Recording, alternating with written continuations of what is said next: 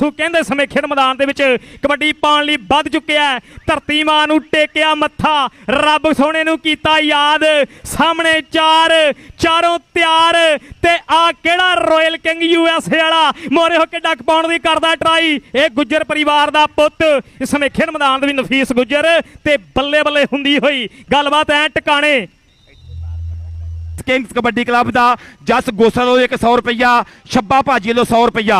इधरों कबड्डी पै गई है नैशनल कबड्डी एसोसीएशन का रेडर। ये पिंड घड़तल, उधरों नफीस गुज्जर समुंदरी वाला, इधर घड़तल वाला शहजादा मियां आसू टीम नूं फतह दवाइए। इधरों कबड्डी पाउण वास्ते मुंडा एक बारी फिर मैदान दे विच मियां आसू ओ ट्राई कर गया। जफर इकबाल अवान, चौधरी बाबर गुज्जर जी, दिलावर गुज्जर जी, इस मुंडे ना मान आ पूरा। आ वेखना पैना धक्के जोर आ रामा मलंदी को चक्या नहीं। नंबर मियां आसू दा, नंबर मियां आसू दा।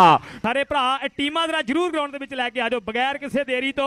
टीमां ग्राउंड दे विच आ जाओ। बलाल गिल ओ झोटिया, ओ अमेरिका वाला झोटा आया खड़ा ही। ओ कुछ करना पैना, ओ नफीस ओ कुछ करके दिखाना पैना।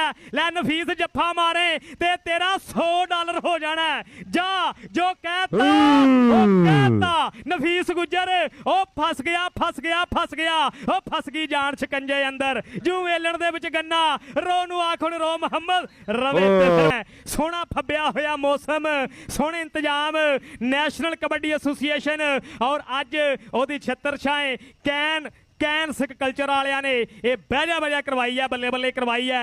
कैन सिख कल्चर एक लंबे अरसे तो कबड्डी की सेवा करते आ रहे हैं, पंजाब की पंजाबीयत की सेवा करते आ रहे हैं। इन्हां दा धन्नवाद है। जी दे दलवीर दौलत साहब ये जरूर जोर लाने पैणगे। उधरले पासे ओ राणा अली शान